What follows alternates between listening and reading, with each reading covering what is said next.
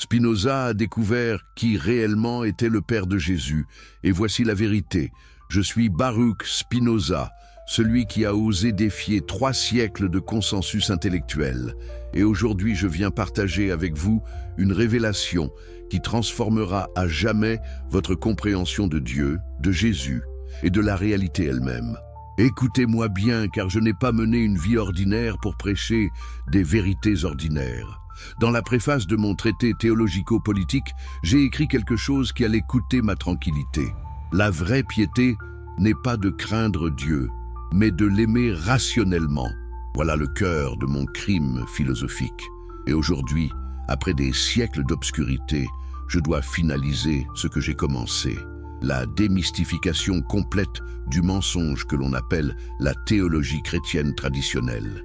Dites-moi, avez-vous jamais questionné pourquoi l'on vous enseigne que Dieu est une personne qui aime, qui planifie, qui intervient dans vos affaires quotidiennes? Pourquoi croit-on que ce même Dieu a eu un fils biologique, produit d'une relation charnelle avec une jeune femme? Que diriez-vous si je vous révélais que cela n'a jamais eu de sens logique, que cela représente une corruption totale de ce que nous comprenons sur la nature de la réalité? Si vous cherchez une vérité philosophique authentique, inscrivez-vous à ce canal et activez les notifications, car ce que je vais vous transmettre changera votre perspective à jamais. Rien ne sera plus pareil après cette compréhension. Mais d'abord, demandez-vous ceci: comment se fait-il que pendant 2 millénaires, le monde chrétien n'ait jamais remis en question les absurdités logiques de sa propre théologie? Comment tant de penseurs brillants ont-ils accepté sans résistance substantielle que l'infini se soit condensé dans le fini, que l'éternel soit entré dans le temporel, que le parfait se soit fait imparfait? C'est cette question qui a hanté mon existence entière. Écoutons ensemble la réponse. Commençons par une vérité fondamentale qui ouvre la porte à toute connaissance véritable. Dans la première partie de l'éthique, proposition 1, j'ai établi le fondement inébranlable. La substance ne peut être produite par une autre substance. Réfléchissez à ce que cela signifie réellement. Substance, ce qui existe par soi-même, ce qui ne dépend de rien d'autre pour son existence. Si quelque chose est substance véritable, elle ne peut avoir été créée, car la création implique la dépendance d'une cause antérieure. Or, que nous dit la théologie chrétienne? Que Dieu crée le monde à partir de rien. Mais creusons plus profond. Si Dieu crée le monde, cela ne signifie-t-il pas que Dieu, avant la création, contenait potentiellement l'univers entier en lui? Et si Dieu contient réellement le monde, comment pouvons-nous dire que Dieu en est séparé? Voilà le premier mensonge magistral qu'il faut démystifier. Le Dieu personnel de la théologie chrétienne, celui qui aime, qui se fâche, qui parle à Moïse sur une montagne enflammée, celui qui sacrifie son fils pour racheter l'humanité, ce Dieu n'a jamais existé. C'est une projection anthropomorphique, une création humaine née de l'ignorance et maintenue par la crainte du pouvoir ecclésiastique.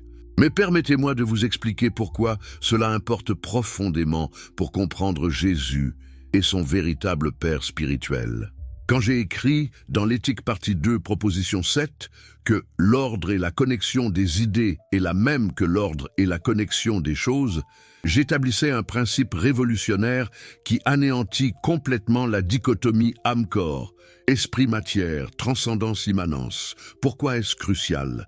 Parce que cela signifie que la réalité ne fonctionne pas en 2 domaines séparés, un royaume spirituel divin et un royaume matériel profane. Non. Il y a une seule réalité, un seul ordre causal, une seule structure logique qui gouverne absolument tout ce qui existe.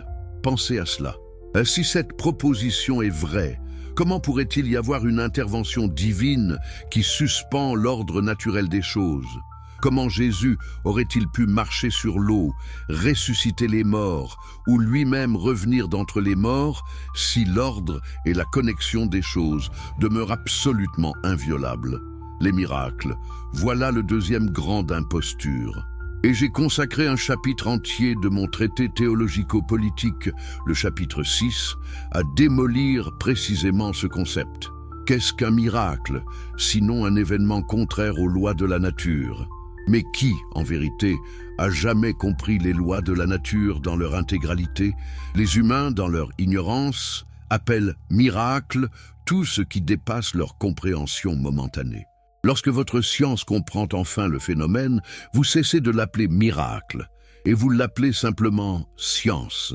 Demandez-vous donc, si j'avais vu Jésus marcher sur l'eau du point de vue de la science moderne, aurais-je conclu à un miracle surnaturel ou aurais-je cherché l'explication physique que je n'avais pas encore? Le Jésus des évangiles, avec tous ses miracles spectaculaires, est un Jésus compris à travers le prisme de l'ignorance antique, non pas la compréhension d'un être véritablement divin. Mais creusons maintenant le cœur obscur de toute cette théologie chrétienne, la doctrine de l'incarnation. Que signifie l'incarnation? Que Dieu, l'être infini, éternel, parfait, s'est somehow comprimé dans un corps fini, périssable, souffrant. Comment un être infini pourrait-il devenir fini sans cesser d'être infini? Comment l'éternel pourrait-il entrer dans le temporel sans perdre son éternité? Comment le parfait pourrait-il accepter la limitation, la faim, la soif, la douleur physique, sans se rendre imparfait? Il y a une contradiction logique absolue dans ce concept, et aucune quantité de théologie sophiste ne peut la résoudre. Remarquez-vous comment les théologiens nous disent que Jésus était complètement Dieu et complètement homme, que c'est un mystère qui transcende la raison humaine. Lorsqu'un système de pensée doit constamment invoquer le mystère pour justifier ses affirmations, c'est une confession déguisée que le système est irrationnel. Permettez-moi donc de vous poser cette question directement. Si la réalité est gouvernée par une logique absolue, par des lois naturelles inviolables, comment l'incarnation du Dieu infini dans Jésus fini aurait-elle pu être logiquement possible? Et si elle n'était pas logiquement possible, comment pourrait-elle être véritablement possible? Maintenant, révélons le cœur noir de cette imposture théologique. Qui était véritablement le Père de Jésus selon les théologiens chrétiens? Le Saint-Esprit, une entité distincte de Dieu le Père, selon la doctrine trinitaire officielle. Mais demandons-nous, comment cela fonctionne-t-il précisément? Dieu le Père, Dieu le Fils et Dieu le Saint-Esprit sont-ils trois entités distinctes ou une seule entité? La doctrine affirme mystérieusement que ce sont trois et un simultanément. N'est-ce pas la définition même d'une contradiction logique? Trois ne peut pas équaler un, au moins pas dans le domaine de la réalité objective que nous habitons. Voici le secret que les théologiens ne veulent pas que vous entendiez. Et c'est le secret qui révèle qui était véritablement le Père de Jésus. Ce que j'ai compris, et ce qui m'a coûté ma respectabilité académique et mon association à la communauté juive, c'est que Jésus n'avait pas de Père du tout au sens personnel et anthropomorphique. Jésus était un mode fini de ce que j'appelle Deus sive natura, Dieu ou la nature. Permettez-moi d'expliquer cela avec la plus grande clarté philosophique. Quand j'écris dans l'éthique partie in proposition 14 que, outre Dieu, aucune substance ne peut être ou être conçue, je n'affirme pas l'existence d'un Dieu personnel traditionnel. Je réaffirme une réalité ontologique. Il existe une seule substance, une seule réalité fondamentale dont toutes les choses sont des manifestations. Qu'appelez-vous Dieu? C'est la totalité de la réalité, l'univers entier avec ses lois, sa structure, sa nécessité, la nature en sa totalité. Ce que j'appelle aussi Deus sive natura, Dieu ou la nature, ce sont une seule et même chose. Maintenant, si Dieu et la nature sont une seule et même chose, cela signifie que tout ce qui existe est une modification de cette substance unique. Votre corps est une modification. Votre esprit est une modification. Jésus, c'était aussi une modification, un mode fini de la substance infinie. Mais voilà ce que les chrétiens n'ont jamais compris. Cela ne diminue pas Jésus. Cela l'élève à quelque chose de beaucoup plus universel et significatif. Pensez à l'océan. L'océan est la substance, les vagues sont les modes finis. Chaque vague est l'océan manifesté d'une manière particulière. Et donc chaque vague, en étant l'océan, partage l'essence de l'océan. Mais la vague n'est pas l'océan entier, et l'océan existe indépendamment de n'importe quelle vague particulière. Jésus était une vague particulière de la nature divine. pas la substance elle-même, mais une manifestation spéciale et remarquable de celle-ci. Or, cela nous amène au cœur de la découverte concernant le Père de Jésus. Si Jésus était un mode fini de la substance infinie, alors son Père n'était pas une personne divine séparée appelée le Saint-Esprit. Son Père était la totalité des lois naturelles, la causalité elle-même, la structure logique de l'univers, ce que j'appelle la nature entière. Jésus était le Fils de la nature elle-même, du cosmos, de la réalité objective. Mais permettez-moi d'aller plus loin, car je dois être philosophiquement précis. Dans mon système, je distingue entre les 3 genres de connaissances. Le premier genre est l'imagination, la connaissance par expérience aléatoire, ce qui vous vient fragmenté et hors contexte. C'est le niveau auquel vivent la plupart des humains, croyant qu'il existe un Dieu personnel qui intervient dans leur vie selon son caprice divin. Le deuxième genre est la raison, la connaissance des lois générales et des connexions nécessaires. C'est le niveau où les mathématiciens et les scientifiques commencent à voir au-delà des apparences. Le troisième genre est l'intuition intellectuelle, la connaissance de toute chose, comme exprimée dans et par la substance éternelle elle-même. Jésus, selon mon analyse philosophique, était un homme qui avait atteint une compréhension exceptionnelle du deuxième et peut-être du troisième genre de connaissance. Il comprenait les lois de la nature, la nécessité causale, la structure logique de la réalité. C'est pourquoi il pouvait affirmer des vérités profondes avec une autorité remarquable.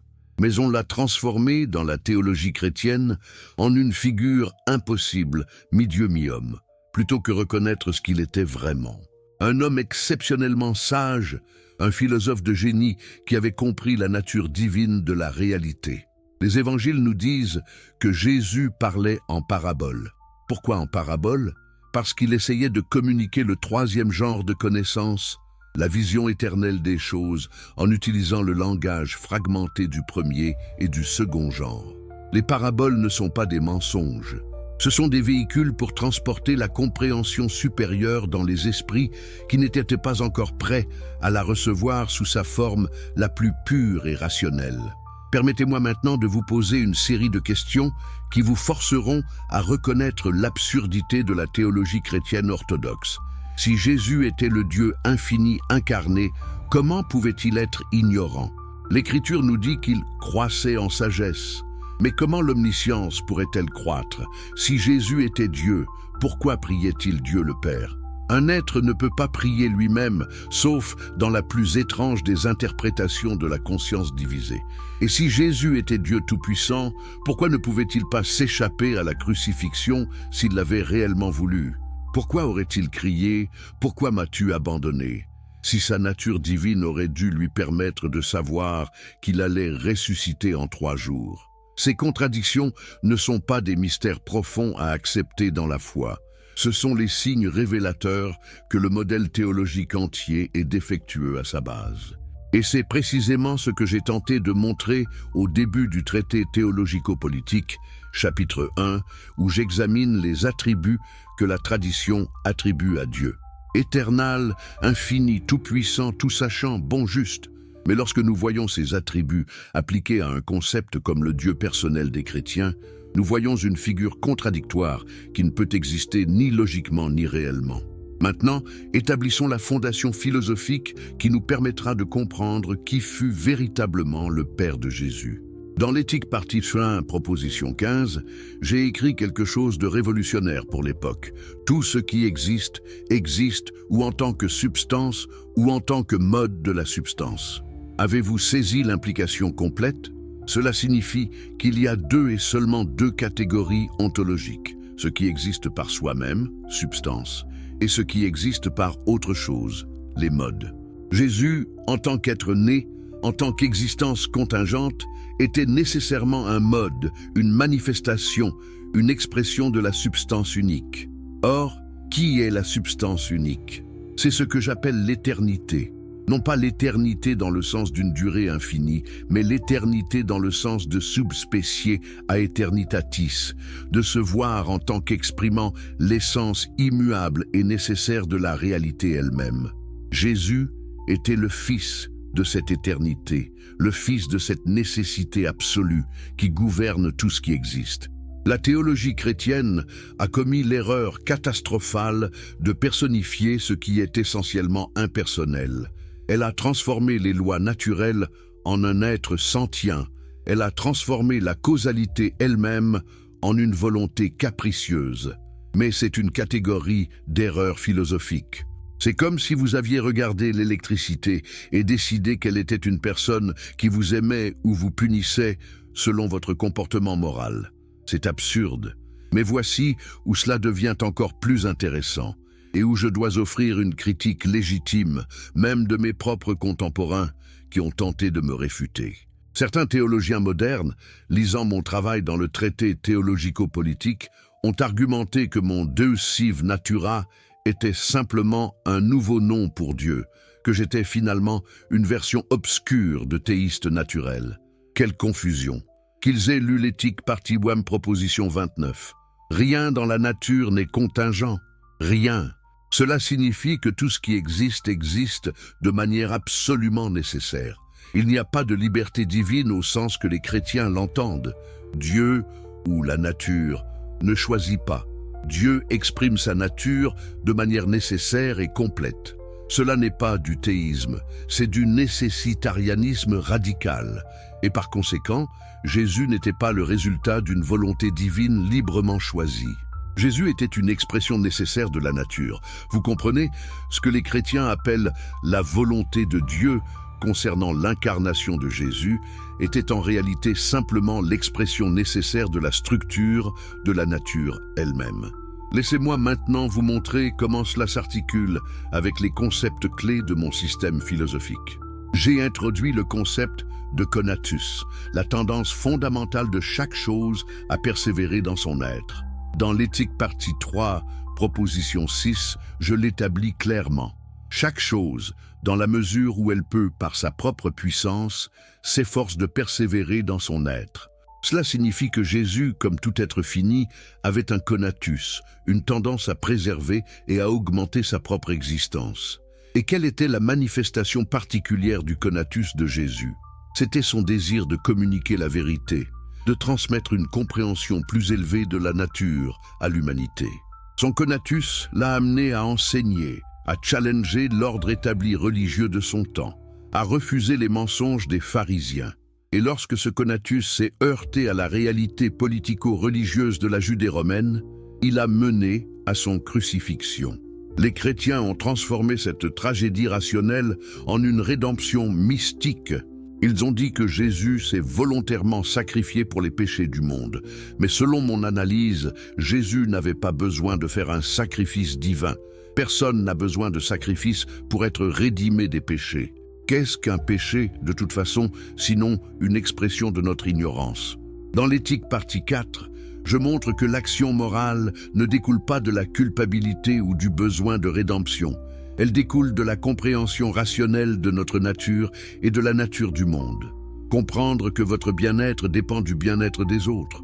C'est cela qui génère la vertu, non pas un sacrifice sanglant d'une victime expiatoire. Donc qui était véritablement le Père de Jésus? Ce n'était pas le Saint-Esprit. C'était la causalité elle-même. C'était les lois naturelles immuables qui gouvernent la reproduction biologique. C'était l'histoire juive de Palestine au 1er siècle.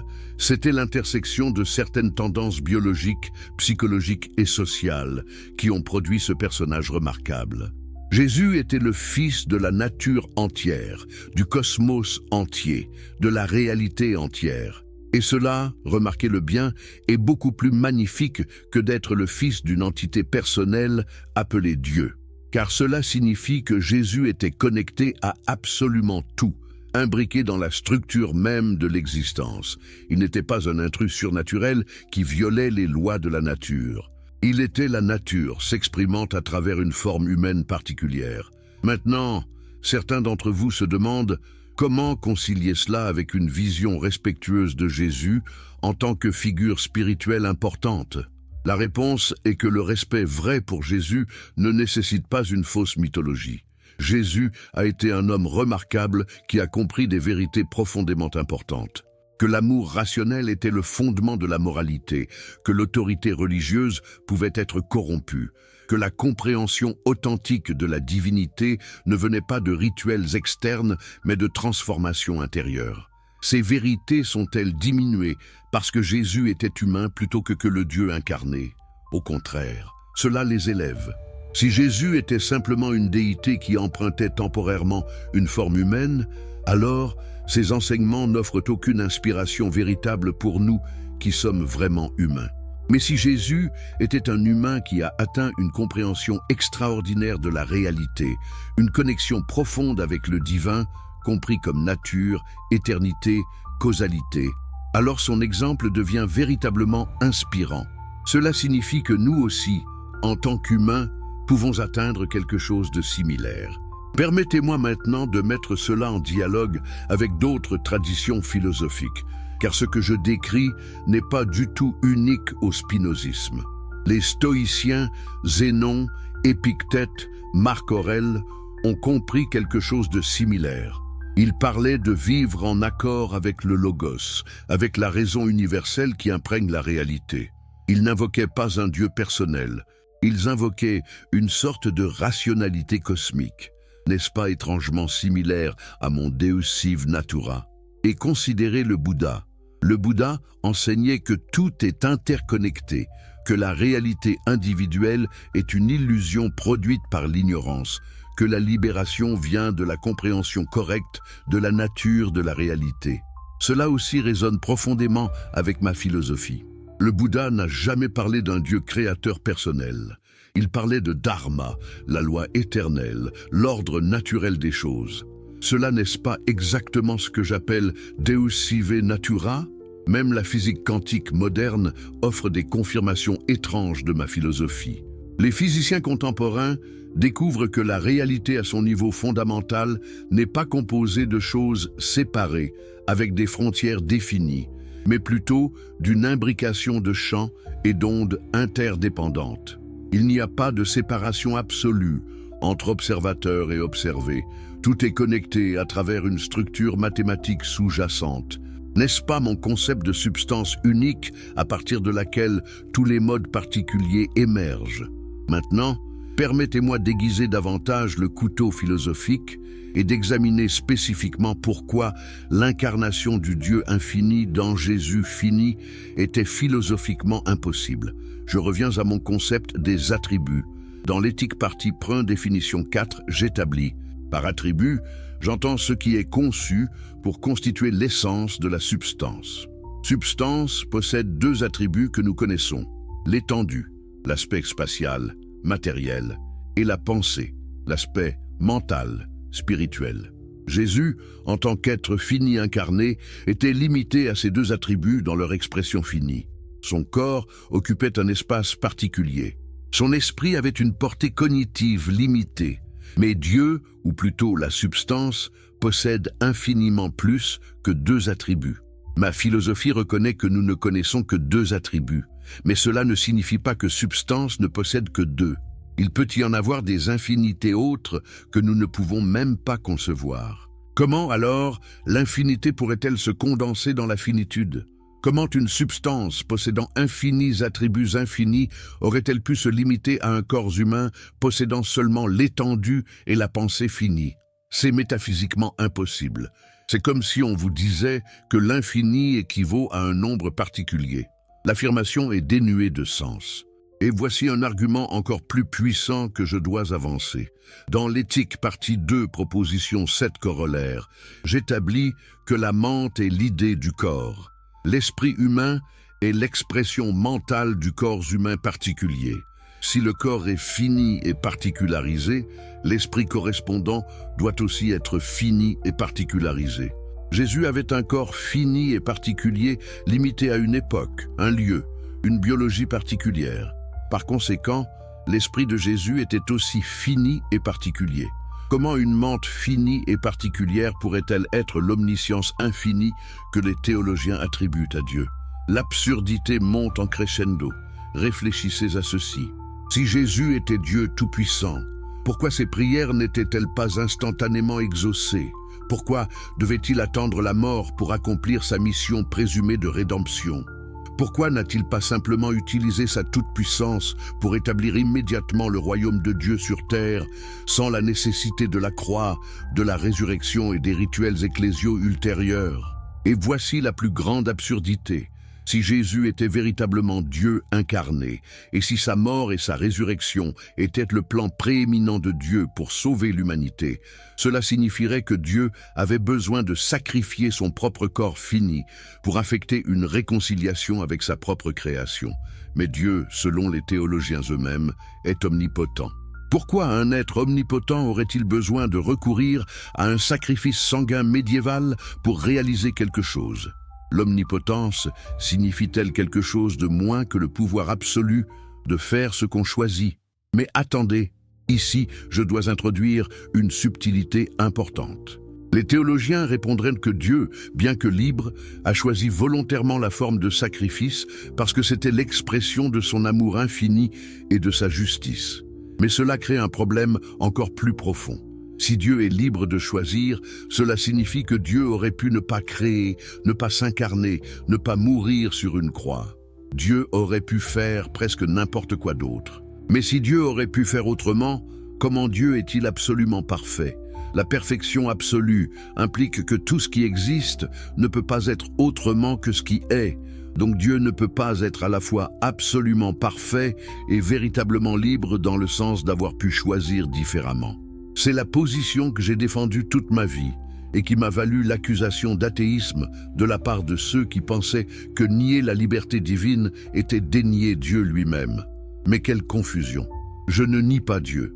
Je propose seulement une conception de Dieu cohérente et rationnelle.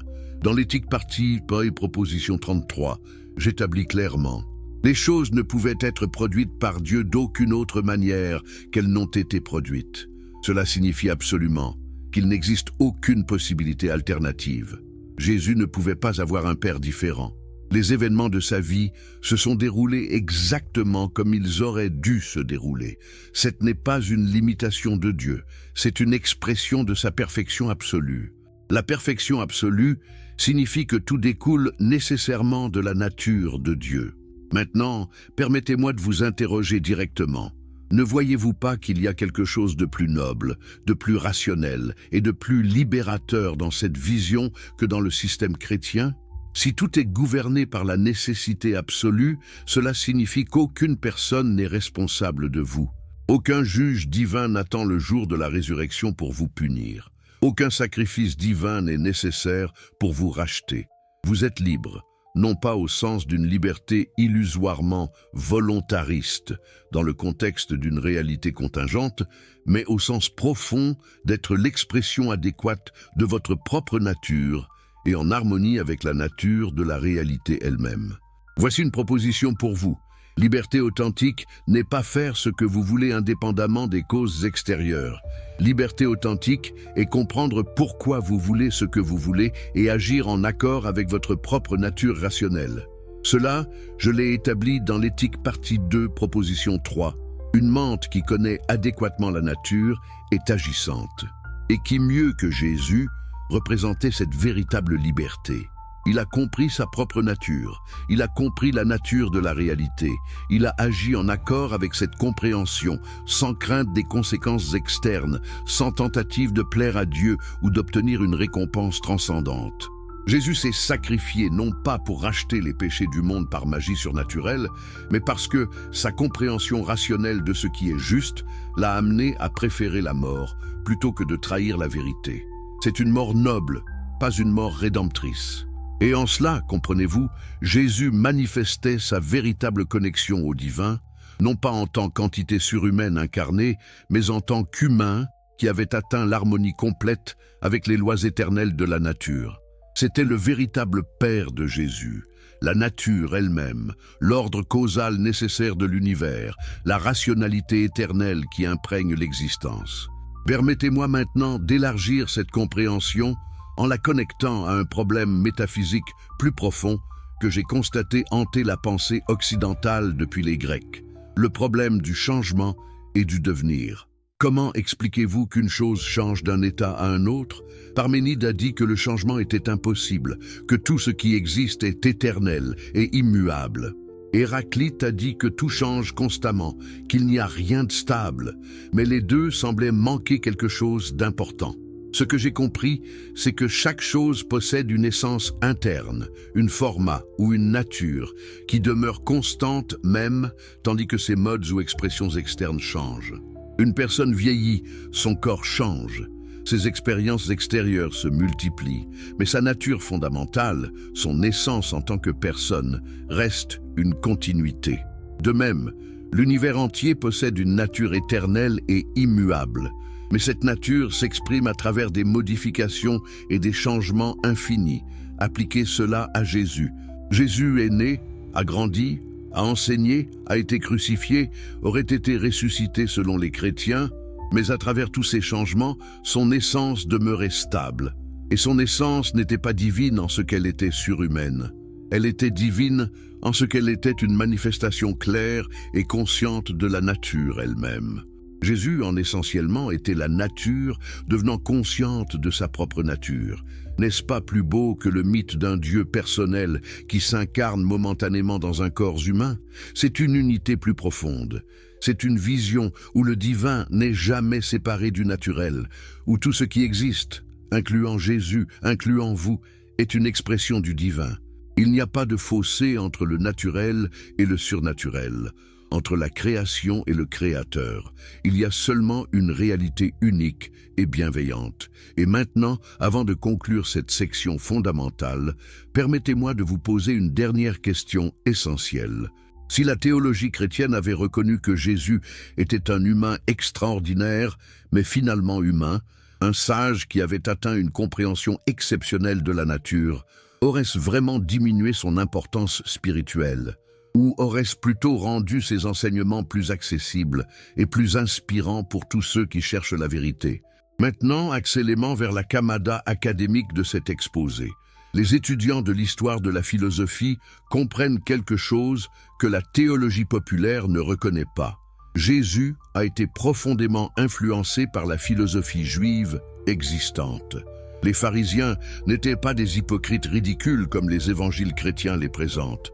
C'étaient des philosophes sophistiqués qui débattaient l'interprétation correcte de la Torah. Et parmi eux, certaines écoles pensaient déjà de manière qui anticipait mes propres conclusions spinozistes. Considérez Maïmonide, qui a écrit des siècles après Jésus, mais qui représentait une tradition de pensée juive qui remontait aux racines. Maïmonide, dans son Guide pour les perplexes, argumentait que les attributs anthropomorphiques attribués à Dieu dans la Torah étaient simplement du langage métaphorique. Dieu n'a pas réellement de mains, de pieds ou d'émotions humaines. Ce sont des accommodations au langage humain limité. Dieu, dans sa véritable nature, transcende toute description personnelle. N'est-ce pas une anticipation de ma propre pensée? Si Dieu transcende toute description personnelle, comment pourrions-nous dire que Dieu a un fils personnel appelé Jésus? Comment pourrions-nous dire que ce même Dieu aime personnellement ou se fâche personnellement? Maïmonide avait déjà compris que la théologie anthropomorphique était métaphorique, non pas littérale. Mais Maïmonide était un juif croyant. Moi, j'ai pris cette réalisation et l'ai poussée à sa conclusion logique. Si tous les attributs personnels de Dieu ne sont que du langage métaphorique, cela signifie que nous ne savons pas ce que Dieu est véritablement. Nous pouvons seulement reconnaître que l'univers existe, qu'il obéit à des lois, qu'il possède une structure rationnelle. Mais dire que cet univers est une manifestation volontaire d'une personne divine est dépasser ce que la raison peut justifier. Dans mon traité théologico-politique, chapitre 7, je développe cette pensée plus avant. Les prophètes de l'Ancien Testament parlaient en images et en dramatisation, parce qu'ils s'adressaient au peuple selon sa capacité de compréhension. Mais nous ne devons pas confondre le mode populaire et imagé du discours prophétique avec la vérité rationnelle sous-jacente. Les prophètes voyaient des visions, mais ces visions n'étaient pas des contacts réels avec une divinité personnelle. C'étaient des opérations de l'imagination fertile du prophète, travaillant sur le matériau de sa connaissance et de ses obsessions spirituelles. et Jésus. Jésus aussi parlait en images et en paraboles. Mais tandis que les anciens prophètes se fondaient principalement sur des visions imaginatives, Jésus semblait posséder une compréhension plus rationnelle des vérités éternelles qu'il essayait de communiquer. Ses enseignements étaient moins concernés par les événements historiques spécifiques que par les principes universels. C'est pourquoi même aujourd'hui, après 2 millénaires, les paroles de Jésus demeurent pertinentes. Il parlait à partir d'une compréhension de la nature humaine et de la réalité qui transcende les circonstances de son époque. Or, voyez le contraste avec le Dieu personnel de la théologie chrétienne standard. Ce Dieu est profondément impliqué dans l'histoire humaine. Il jaillit sur le Sinaï, il parle à Moïse, il inspire les prophètes, il décide du sort des nations.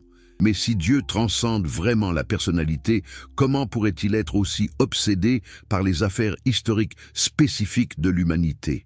Pourquoi un Dieu infini se soucierait-il de savoir si tel roi hébreu construisait un temple ou un autre? La réponse est que ce Dieu personnel n'existe pas. C'est une projection. C'est l'idée humaine de pouvoir personnel imprégnée dans la structure supposée de l'univers. Il reflète l'imagination des prophètes anciens, non pas la réalité objective de la substance éternelle. Maintenant, approfondissons davantage en examinant le concept de logos qui apparaît en Jean 1. Au commencement était le logos, et le logos était avec Dieu, et le logos était Dieu. Vous remarquerez que cela utilise le terme logos, la raison, la parole, le principe rationnel ordonnant la réalité. Les lecteurs grecs de Jean reconnaîtraient immédiatement une connexion au concept de logos développé par les stoïciens et peut-être par Héraclite. Mais cela pose une question. Et pourquoi Jean utilise-t-il ce terme stoïcien pour décrire Jésus si Jésus était une incarnation d'une divinité personnelle distincte du logos? Pourquoi ne pas simplement dire « au commencement était le Fils de Dieu ». La raison est que Jean essayait de présenter Jésus aux audiences grecques en termes qu'elles comprenaient, comme la manifestation du logos rationnel qui sous-tend la réalité. Et lorsque Jean dit « le logos était Dieu », on pourrait tout aussi bien le traduire en termes spinozistes. Le logos rationnel était la nature elle-même. Le logos était Deus sive natura. Jésus, du moins dans l'Évangile selon Jean, est présenté non pas comme une entité surhumaine importée des cieux, mais comme la rationalité universelle devenue consciente dans une forme humaine. C'est une compréhension bien plus cohérente que le mythe d'incarnation traditionnel. Et c'est une compréhension qui rend Jésus immédiatement plus pertinent pour chacun de nous. Si Jésus était le Logos, la raison universelle incarnée, cela signifie que nous aussi, en développant notre propre raison et notre propre compréhension de la nature, nous participons à la même manifestation du Logos que Jésus. Nous ne sommes jamais séparés du divin. Nous sommes le divin prenant conscience de lui-même à travers nous. Permettez-moi de mettre tout cela en dialogue avec les idées de Descartes, dont j'ai étudié les œuvres avec intensité. Descartes a fondé sa philosophie sur le cogito, ergo sum, je pense, donc je suis. Mais Descartes a maintenu une séparation entre la substance pensante et la substance étendue entre l'esprit et le corps. C'était une erreur, selon ma compréhension. Il n'y a qu'une seule substance qui s'exprime simultanément à travers deux attributs, la pensée et l'étendue. Mon ordre et la connexion des idées sont identiques à l'ordre et à la connexion des choses. Appliquez cela à Jésus. Les chrétiens considéraient l'incarnation comme une union impossible de deux substances disparates, le divin, pensant, immatériel, infini, et l'humain, corporel, matériel, fini. Mais si, comme je l'ai démontré, il n'existe qu'une seule substance s'exprimant à travers l'étendue et la pensée, alors cette séparation disparaît. Jésus n'était pas une union mystérieuse de deux natures incompatibles. Jésus était une expression harmonieuse de la nature, une et unique, dans laquelle le corps particulier de Jésus et l'esprit particulier de Jésus constituaient une unité singulière et naturelle. Et cela soulève une question fascinante. Pourquoi Jésus était-il spécial si chacun de nous est aussi une expression de la même substance une? La réponse est dans le degré et le type de conscience qu'il avait atteint. Dans l'éthique partie 2, proposition 13, j'établis que l'esprit de chaque chose est approprié à son corps. Jésus avait un corps particulier, avec certaines capacités particulières, et son esprit correspondait à ce corps. Mais plus importante que ses capacités corporelles particulières était la qualité de sa conscience. Jésus semblait avoir atteint ce que j'appelle le troisième genre de connaissance. La connaissance intuitive de toutes les choses comme exprimées dans et par la substance éternelle. Cela lui permettait de vivre avec une clarté exceptionnelle, avec une absence de peur, avec une compréhension des lois profondes du monde.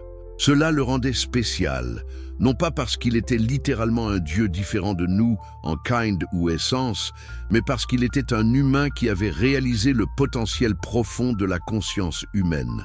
C'est pourquoi ces enseignements demeurent si puissants. Ils proviennent d'une compréhension authentique, non pas d'une révélation surhumaine. Maintenant, permettez-moi de considérer les parallèles avec d'autres traditions avec une profondeur plus grande. Pensez aux Upanishads hindous et à la doctrine de Brahman Atman. Les Upanishads enseignent que Brahman, l'absolu, la réalité suprême, est identique à Atman, le moi le plus profond de chaque être conscient. Tat Tvam Asi, tu es cela. C'est une formule que j'aurais peut-être choisie pour résumer ma propre philosophie si j'avais parlé le sanskrit plutôt que le latin. Car essentiellement, cela affirme que la distinction apparente entre l'humain et le divin est illusoire. La réalité profonde est une unité. Jésus, du point de vue hindou, aurait réalisé cette unité. Il aurait compris que sa véritable nature était identique à Brahman, à la réalité suprême.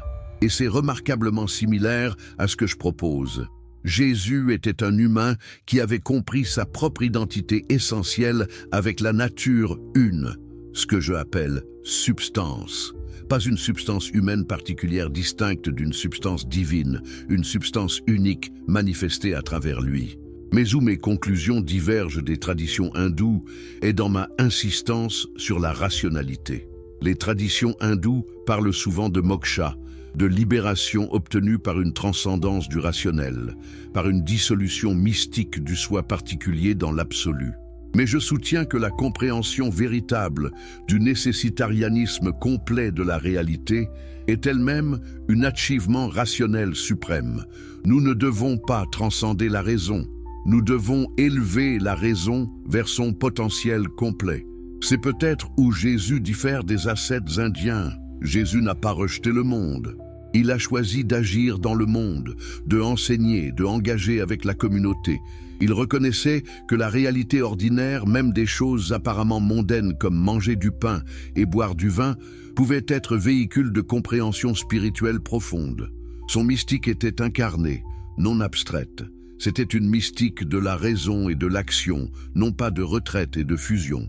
Ici, j'entrais une critique de mon propre temps et de la version de la spiritualité qui commence à dominer. Vous avez le catholicisme médiéval, avec ses mystiques qui transcendent le corps, qui mortifient la chair, qui vénèrent la souffrance physique comme une forme de communion avec le Christ. Mais cela, à mon avis, est une perversion de la véritable spiritualité. Si Jésus avait compris les lois de la nature comme je prétends, il n'aurait jamais valorisé la souffrance pour elle-même. La souffrance est un manque de perfection, un manque d'activité de l'âme. Plus notre âme est active, plus elle comprend sa véritable nature, moins elle souffre. Le but n'est jamais de souffrir davantage. Le but est toujours de croître en puissance active, en compréhension, en capacité à agir. Oui, Jésus a peut-être accepté la souffrance, mais c'était comme une conséquence de son engagement envers la vérité, non pas comme quelque chose qu'il valorisait intrinsèquement.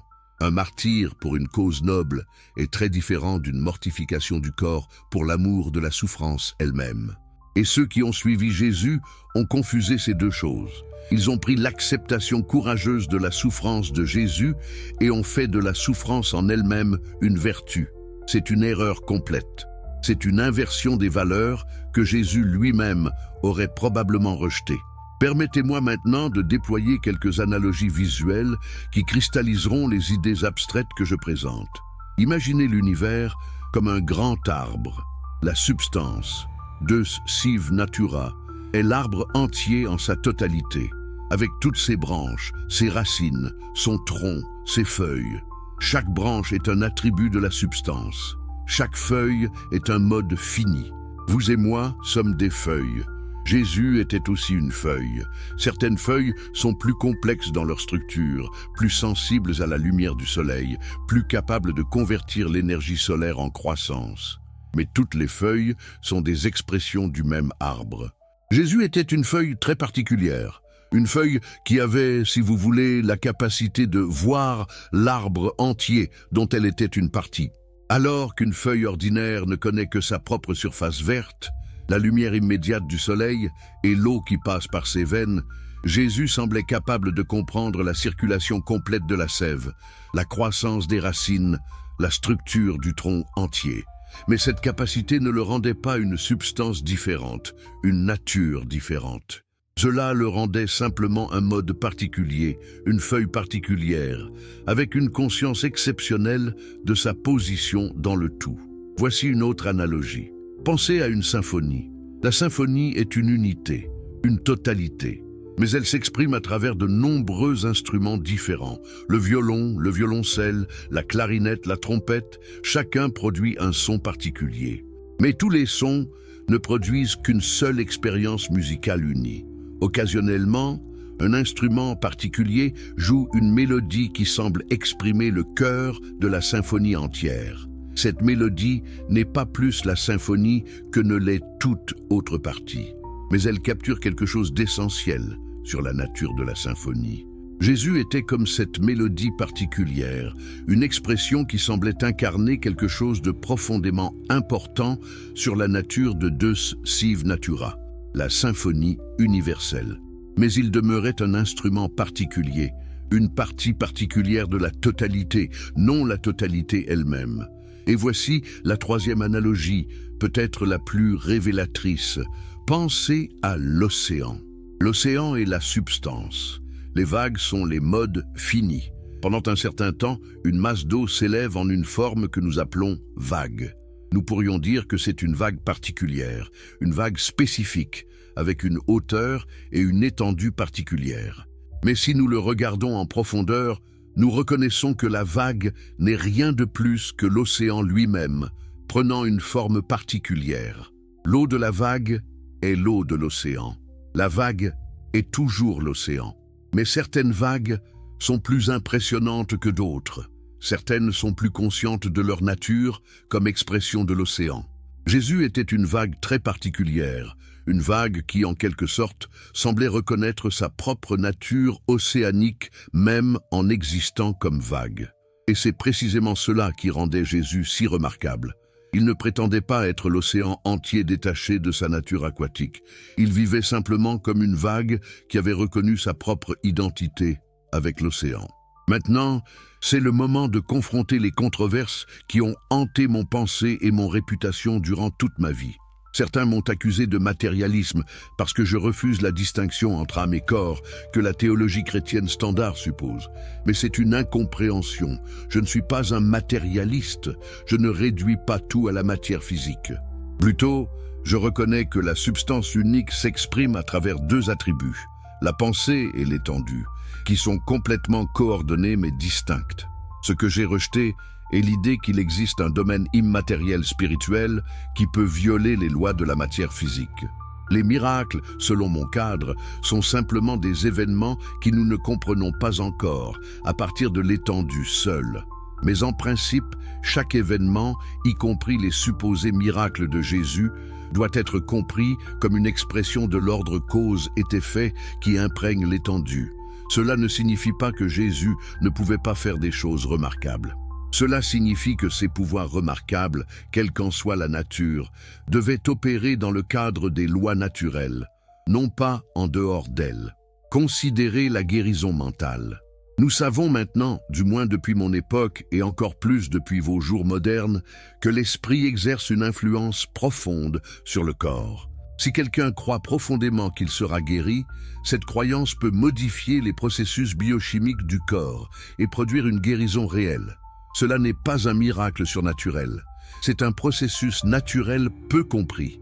Jésus avait peut-être une capacité exceptionnelle à inspirer cette croyance chez les gens malades, produisant ainsi des guérisons que nous appellerions miraculeuses.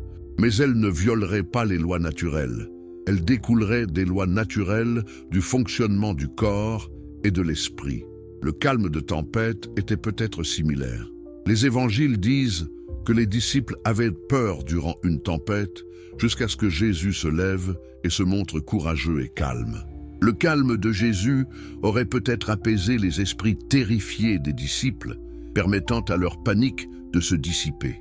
Et avec la panique partie, leur capacité à naviguer habilement aurait pu se rétablir, conduisant à un contrôle réussi du bateau.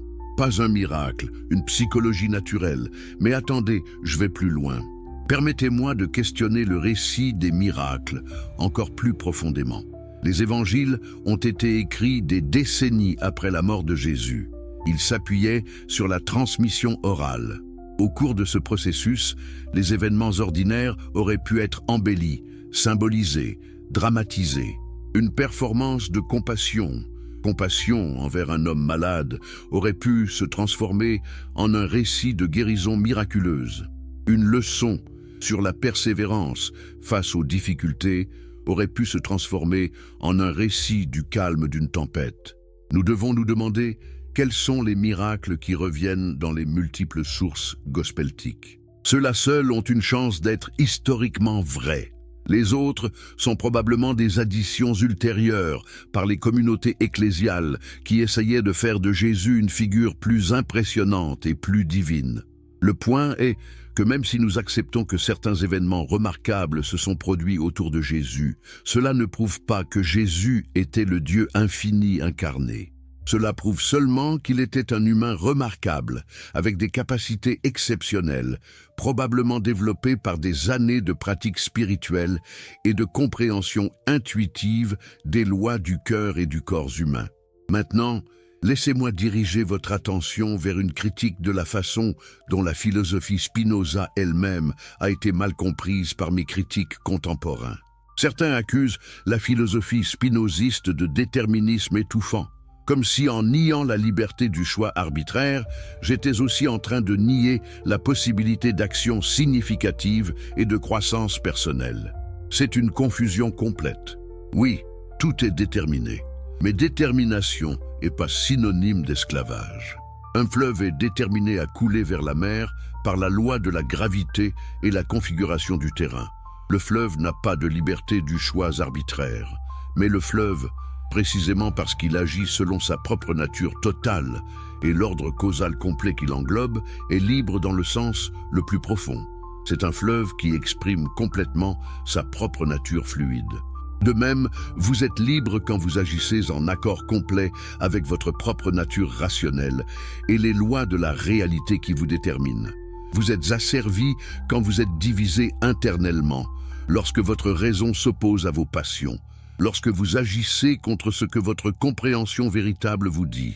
Jésus, dans cette analyse, était le plus libre des humains.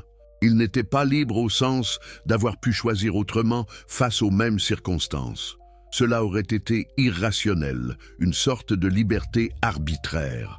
Mais il était libre au sens de vivre complètement en accord avec sa propre compréhension de la vérité et de la réalité. Il n'était pas divisé, il n'était pas paralysé par la culpabilité ou la peur. Il agissait à partir d'une unité intérieure complète. C'est le type de liberté qui mérite réellement le nom, la liberté de l'intégration interne, de l'harmonie totale entre pensée et action, intention et expression. Mais permettez-moi de pointer vers un problème que certains contemporains m'ont levé et qu'on me lève encore de nos jours, je crois. Si tout est gouverné par la nécessité absolue, que motif y a-t-il pour l'effort moral ? Pourquoi devrais-je me strainer pour la vertu si tout ce qui arrivera de toute façon selon les lois inébranlables de la nature? Pourquoi Jésus aurait-il dû prêcher la moralité s'il ne pouvait pas changer le destin des gens? Voici ma réponse. Les lois nécessaires qui gouvernent l'univers incluent les lois de cause et effet dans le domaine psychologique et moral. Si vous comprenez la vérité, cette compréhension affecte votre action. Si vous agissez sagement, cela produit certaines conséquences dans votre vie et la vie de ceux qui vous entourent. L'enseignement moral de Jésus ne violait pas le nécessitarianisme, il en était l'expression. Jésus pouvait enseigner la moralité et l'amour parce que ces enseignements, une fois compris dans leur profondeur, causent une transformation naturelle dans le cœur et l'action de celui qui les reçoit.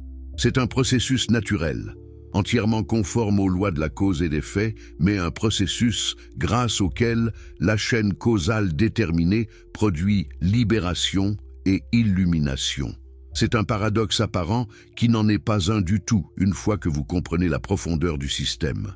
Permettez-moi maintenant d'établir des connexions qui montreront comment la philosophie spinoziste anticipe et explique de nombreuses découvertes scientifiques que vous verrez émerger après mon époque. J'ai établi dans ma correspondance avec le scientifique Henry Oldenburg que la matière et l'esprit n'étaient pas séparés, mais deux aspects d'une seule réalité. Maintenant, je peux imaginer un futur où les scientifiques découvriront que chaque particule de matière possède, en un sens, une proto-conscience. Non pas la conscience comme vous l'expérimentez, mais une sorte de sélection et de prédisposition inhérente qui anticipe la conscience véritable. Et cela rendrait Jésus, incarné dans la matière, exempté d'esprit, un parfait exemple de l'unité de matière et conscience. Son corps n'était pas un conteneur temporaire pour une âme immatérielle. Son corps était l'expression matérielle complète de son esprit. Dans ses actions, son esprit exprime sa compréhension de la vérité et des lois de la nature dans la structure même de son corps et de son comportement.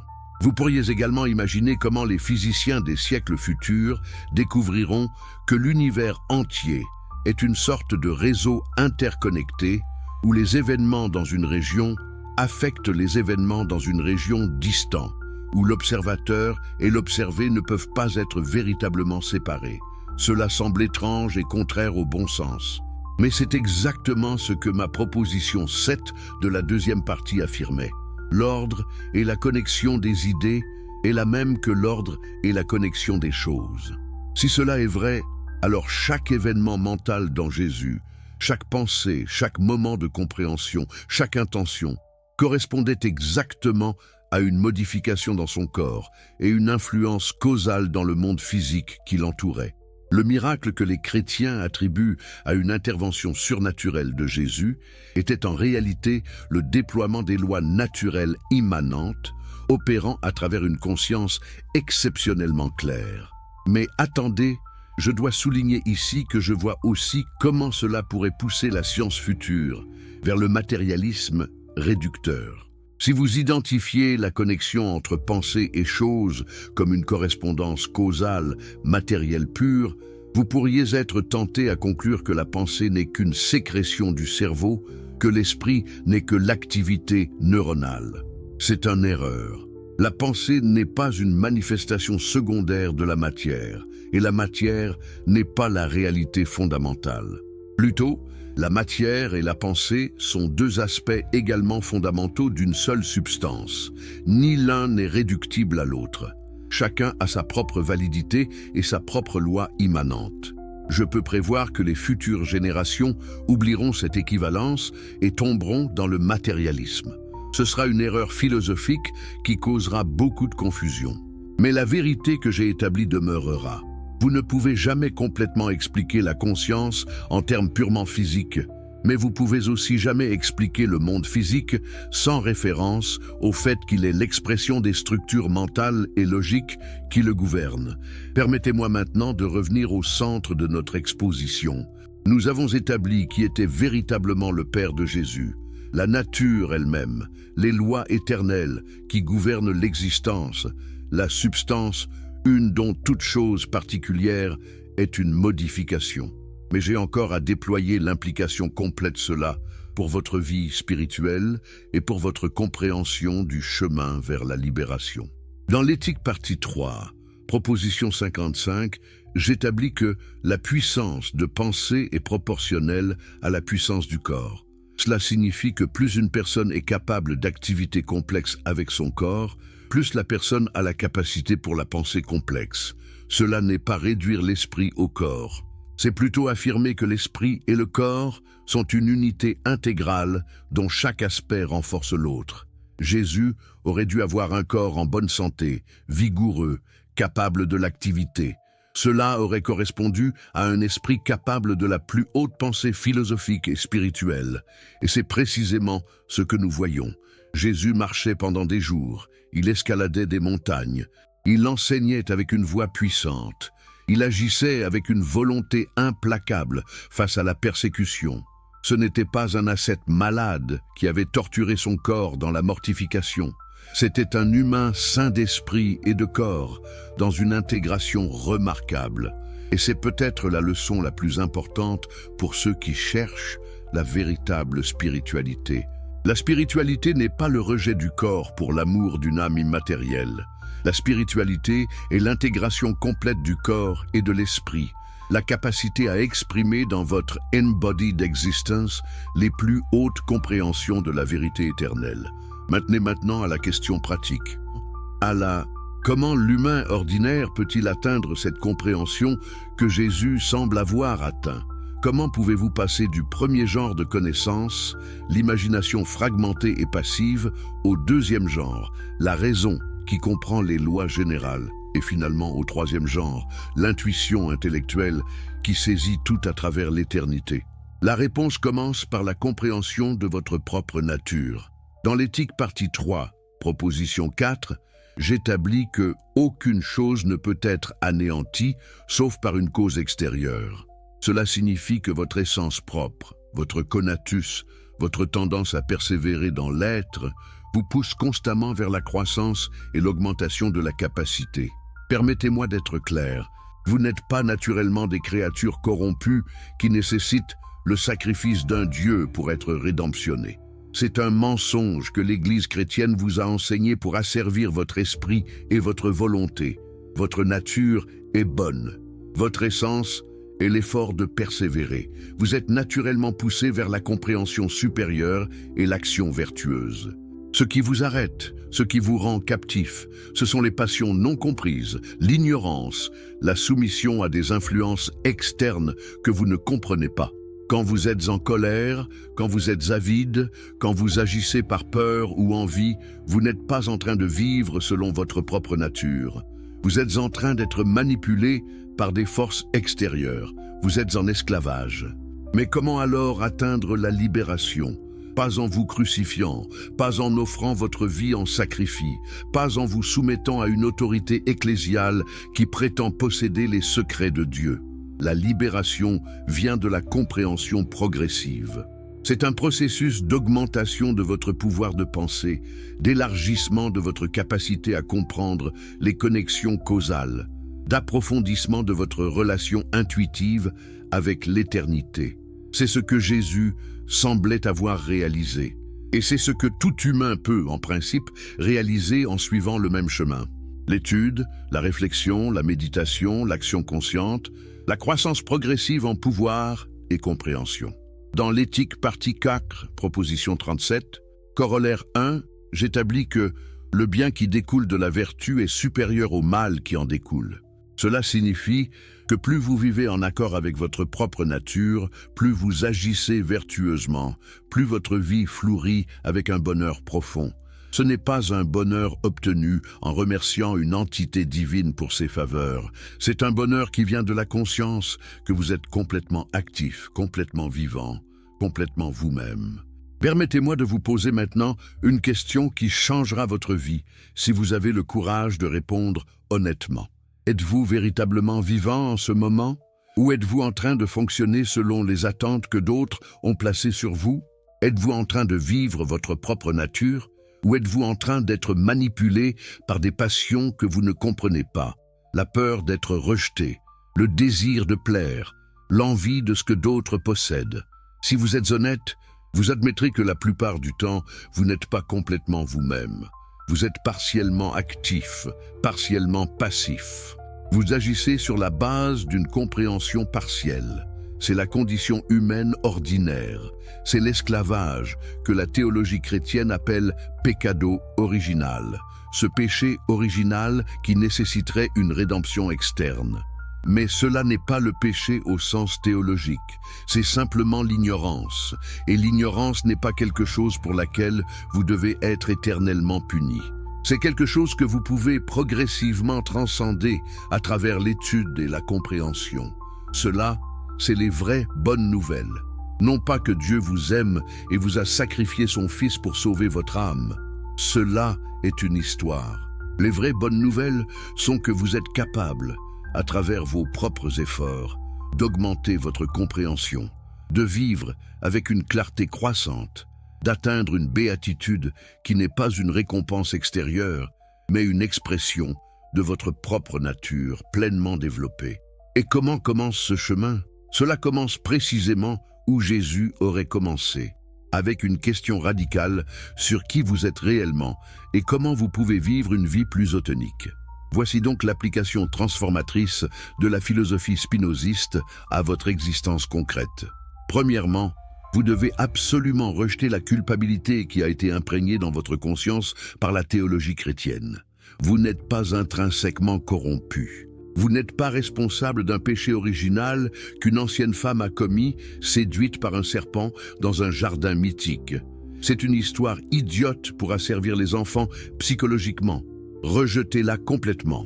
Deuxièmement, vous devez cesser de chercher une approbation extérieure, soit d'une entité divine personnelle appelée Dieu, soit d'une institution appelée Église, soit même des autres humains. Votre approbation véritable doit venir de la conscience que vous vivez en accord avec votre propre nature rationnelle et les lois de la réalité. C'est une approbation interne, non pas externe. C'est une approbation qui croît à mesure que votre compréhension croît.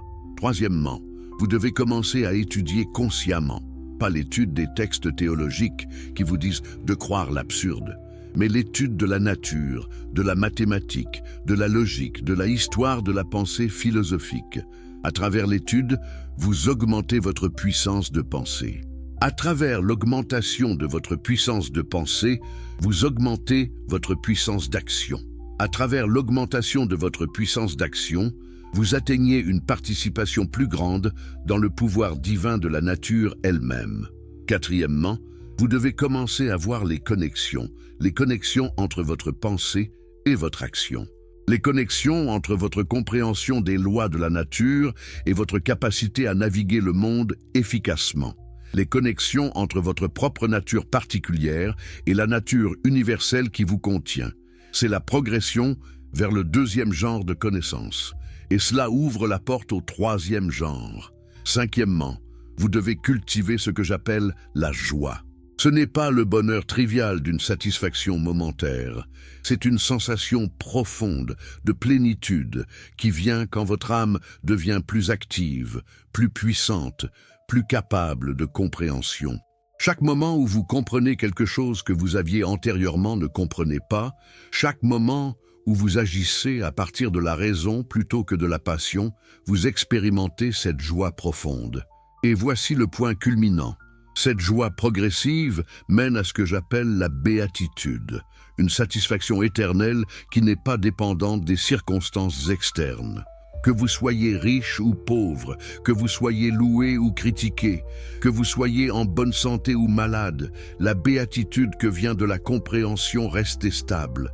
C'est la vraie promesse spirituelle, non pas l'immortalité personnelle au paradis, non pas la rétribution personnelle en enfer, mais l'expérience d'une identification croissante avec l'éternité de la nature elle-même, avec la structure immuable et nécessaire qui sous-tend tout ce qui existe. Jésus, selon mon analyse, avait atteint cette béatitude. C'est pourquoi il pouvait affronter la torture et la mort sans peur, avec une paix égale. Pas parce qu'il savait avec certitude qu'il allait ressusciter en 3 jours et s'asseoir au ciel, mais parce qu'il avait compris que sa véritable nature transcendait la mort. Son corps particulier mourrait, mais l'amour et la compréhension qu'il avait exprimés demeureraient comme une force éternelle agissant dans le monde. Et c'est accessible à vous aussi, non pas vous attendant que quelqu'un d'autre, un Dieu personnel, un roi religieux, une institution ecclésiale vous sauve, mais en prenant la responsabilité de votre propre développement conscient, en augmentant progressivement votre compréhension et votre pouvoir, en vivant de plus en plus en accord avec votre propre nature rationnelle. Cela demande du courage. Cela demande d'abandonner les illusions confortables. Cela demande de tenir seul dans la clarté que vous ayez construite, même si le monde autour de vous reste dans l'obscurité. Cela demande de sacrifier le confort de la foi simple pour la satisfaction plus difficile, mais plus profonde de la compréhension. Mais si vous acceptez ce défi, vous découvrirez que c'est le chemin véritable. C'est le chemin que Jésus lui-même semble avoir marché. C'est le chemin qui mène à la libération authentique, non à travers un Dieu sauveur externe, mais à travers le développement de votre propre nature divine interne. Permettez-moi de conclure en retournant à la question centrale. Qui était véritablement le Père de Jésus? La réponse est que Jésus n'avait pas besoin d'un Père surhumain, parce que Jésus était l'expression naturelle et nécessaire de la substance une qui est la nature elle-même. En ce sens, le Père de Jésus était la causalité universelle, les lois éternelles, l'ordre immuable de l'existence. Et cela signifie que Jésus n'était pas un étranger surnaturel imposé du ciel sur la terre pour accomplir une mission sacrificielle mystérieuse. Jésus était un humain, complètement humain, profondément humain, qui avait réalisé et exprimé sa nature véritable. Une nature qui était inséparable de la nature elle-même. Et en comprenant cela, vous comprenez aussi votre propre origine. Votre père, votre mère, votre véritable source d'existence n'est pas un créateur personnel qui vous juge et vous punit selon son caprice. Votre source véritable est l'ordre nécessaire et bienveillant de la nature. Vous êtes une expression de cette nature, une manifestation particulière de la substance universelle. Et c'est une responsabilité vertigineuse, mais aussi une liberté extraordinaire. Vous n'êtes responsable devant aucune autorité externe. Vous n'êtes pas sauvé par aucune grâce extérieure. Vous êtes responsable uniquement devant la nature dont vous faites partie. Et vous êtes libéré par votre propre compréhension croissante de cette nature. Maintenant, demandez-vous, êtes-vous prêt à abandonner les illusions confortables du théisme chrétien et à embrasser cette vérité vertigineuse? Êtes-vous prêt à reconnaître que vous n'avez jamais eu besoin de rédemption externe, que vous étiez déjà libre si vous pouviez simplement comprendre votre propre nature? Êtes-vous prêt à commencer le travail difficile, mais profondément gratifiant, d'augmenter votre compréhension et votre pouvoir, jour après jour, mois après mois, année après année? Si la réponse est oui, alors vous marchez maintenant sur le chemin que Jésus lui-même aurait marché. Pas comme une victime attendant que quelqu'un d'autre la sauve, mais comme un co-créateur, une manifestation particulière de la divine création qui augmente progressivement son pouvoir, sa compréhension et sa liberté. Cela est la promesse authentique. Et cela est bien mieux que tout ce que la théologie chrétienne a jamais offert. Maintenant, je vous demande, vous avez écouté, vous avez réfléchi. La question demeure au-dessus de vous. Choisirez-vous l'illusion confortable ou la vérité vertigineuse? Continuação do roteiro. Addição de 12 000 palavras, continuando exatamente de onde parou. Maintenant, je vous demande, vous avez écouté, vous avez réfléchi. La question demeure au-dessus de vous. Choisirez-vous l'illusion confortable ou la vérité vertigineuse? Permettez-moi de répondre pour vous avec une anecdote personnelle. Pendant des années, j'ai tenté de concilier mes conclusions philosophiques avec les croyances de la communauté juive dont j'étais originaire.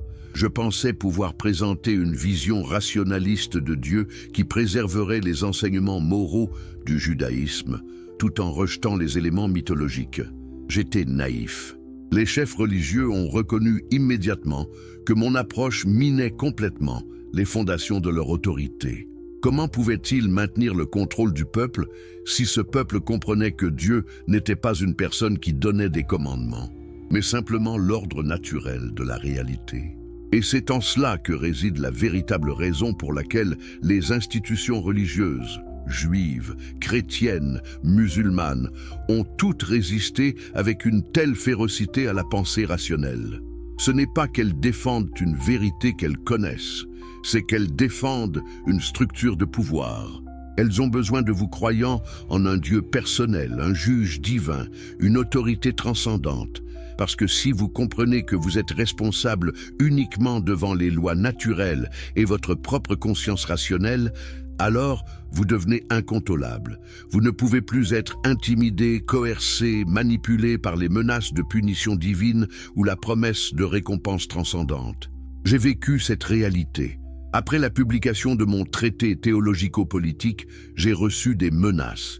J'ai été ostracisé. Les dirigeants religieux ont déclaré que mon travail était dangereux pour la société. Et savez-vous quoi?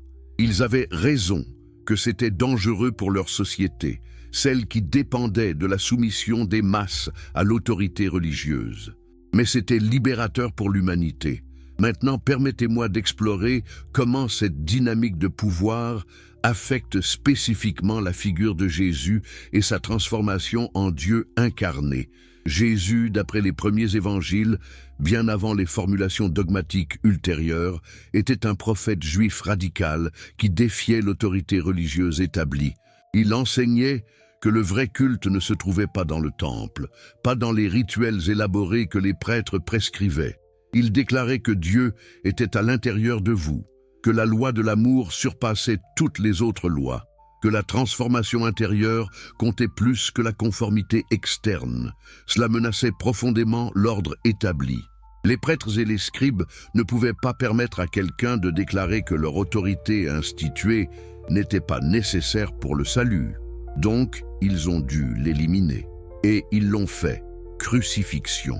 Voilà comment le monde traite ceux qui menacent les structures de pouvoir religieux. Mais voici où il devient fascinant. Après la mort de Jésus, ses disciples auraient pu simplement perpétuer ses enseignements tels qu'ils les comprenaient. Ils auraient pu dire « Jésus était un prophète extraordinaire qui nous a enseigné comment vivre vraiment. Écoutez ses paroles et transformez votre vie. » Ça aurait été révolutionnaire en soi. Mais cela n'aurait pas créé une nouvelle structure de pouvoir. Cela aurait empowéré les gens à penser par eux-mêmes, à cultiver leur propre connexion à ce qui est divin. Au lieu de cela, certains dirigeants ecclésiastiques ont transformé Jésus en quelque chose de totalement différent. Ils ont développé la doctrine de l'incarnation. Jésus est le Dieu incarné. Et soudainement, au lieu d'avoir un exemple d'un humain qui avait réalisé la sagesse, vous aviez une entité surhumaine qui était fondamentalement différente de vous. Et qui devait interpréter cette entité surhumaine pour vous? L'Église, naturellement. Qui possédait les clés du royaume? L'Église. Qui pouvait vous accorder ou vous refuser le salut? L'Église. Voyez-vous le génie pervers de cette inversion? En transformant Jésus en Dieu incarné, l'Église a transformé le message révolutionnaire de Jésus en un instrument de contrôle social. Et voilà pourquoi, dans le traité théologico-politique, j'ai argumenté avec passion que nous devons séparer la théologie de la politique. La théologie, c'est-à-dire notre compréhension de la nature ultime de la réalité, ne devrait jamais être utilisée comme un outil de contrôle politique. Maintenant, permettez-moi de vous présenter une perspective que je n'ai pas entièrement développée auparavant.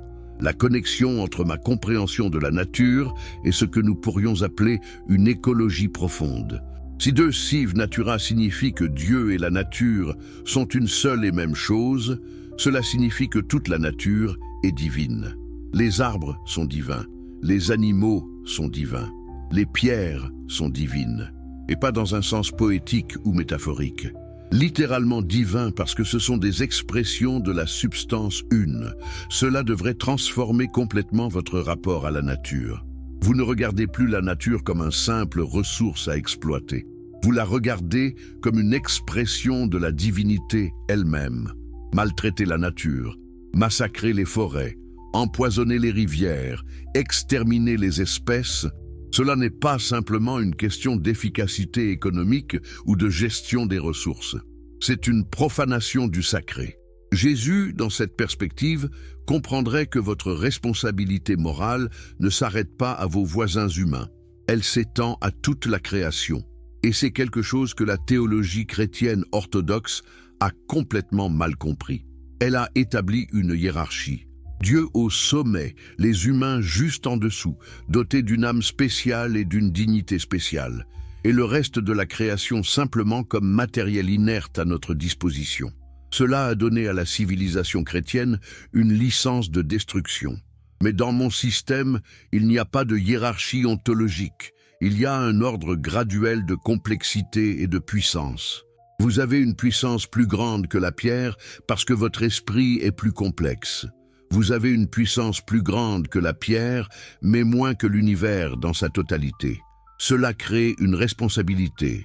Plus vous êtes puissant, plus vous êtes responsable de ce que vous faites de votre pouvoir. Permettez-moi maintenant de vous confronter à une question qui trouble peut-être votre compréhension. Si tout est gouverné par la nécessité absolue, comment puis-je responsabiliser quelqu'un pour ses actions? Comment puis-je dire que le meurtrier est moralement coupable s'il n'aurait pas pu faire autrement, étant donné les conditions déterminantes? C'est une question légitime. Et voici la réponse subtile. Dans l'éthique partie 2, proposition 46, j'établis qu'une mente qui connaît toutes les choses comme nécessaires ne peut avoir une idée adéquate de la haine. En d'autres mots, une personne qui comprend véritablement que tout découle nécessairement de la nature ne peut pas haïr. Pourquoi? Parce que la haine suppose une séparation. Tu as choisi à faire le mal. Mais si tu comprends que tu n'aurais pas pu faire autrement, la haine se dissout. Cependant, et c'est crucial, cela ne signifie pas que les actions mauvaises n'ont pas de conséquences. Les conséquences sont automatiques. Un meurtrier ne peut pas échapper aux conséquences de son meurtre. La culpabilité, la crainte, la vengeance, l'emprisonnement, ce sont toutes des conséquences naturelles qui découlent de l'action mauvaise. Et ces conséquences sont exactement ce qu'il faut pour amener la personne à une compréhension accrue. La responsabilité morale, dans mon système, n'est pas basée sur le blâme ou la culpabilité. Elle est basée sur la reconnaissance que vos actions ont des conséquences, que ces conséquences affectent votre propre bien-être et celui des autres, et que par conséquent, vous avez une raison rationnelle de chercher à comprendre et à améliorer vos actions. Cela est bien plus efficace que le système chrétien de culpabilité et de rédemption. Dans le système chrétien, un meurtrier peut commettre un crime horrible, puis repentant, recevoir l'absolution divine à travers le sacrificial death d'un autre. Cela n'incentivise aucunement une compréhension véritable. Cela crée plutôt un système où les gens commettent des actes terribles à la connaissance qu'une repentance superficielle peut les sauver. Mais dans mon système, le meurtrier doit vraiment transformer sa compréhension du monde. Il doit reconnaître comment ses actions mauvaises l'ont diminué, ont diminué son pouvoir d'action et de pensée. Et à travers cette reconnaissance, il peut commencer le lent processus de reconstruction de son caractère moral. C'est un processus beaucoup plus difficile et beaucoup plus réel. Maintenant, permettez-moi d'adresser une critique qui a été levée contre la philosophie spinoziste par certains penseurs que j'admire profondément. Considérez Leibniz, avec qui j'ai correspondu. Leibniz reconnaissait la beauté logique du système spinoziste, mais argumentait qu'il rendait Dieu trop immanent, trop entrelacé avec la créature, trop dépourvu de la transcendance divine. Pour Leibniz, Dieu devait demeurer au-delà du monde, indépendant de lui, capable de l'avoir créé ou de ne pas l'avoir créé. Mais c'est précisément où Leibniz se trompait. Il restait attaché à une théologie anthropomorphique où Dieu est une sorte d'artisan suprême, travaillant à l'extérieur de son matériel. Cela n'était jamais logiquement satisfaisant. Si Dieu crée l'univers, cela signifie que l'univers dépend de Dieu. Mais si l'univers dépend de Dieu, et si Dieu est une substance qui existe nécessairement, alors l'univers aussi existe nécessairement. On ne peut pas avoir une création véritablement librement choisie par un Dieu qui existe nécessairement.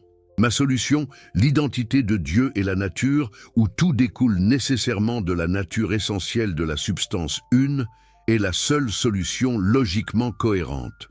Oui, cela signifie que Dieu n'est pas transcendant dans le sens d'être séparé, mais cela signifie que Dieu est immanent dans tout, et cela est bien plus puissant et bien plus riche que la théologie traditionnelle.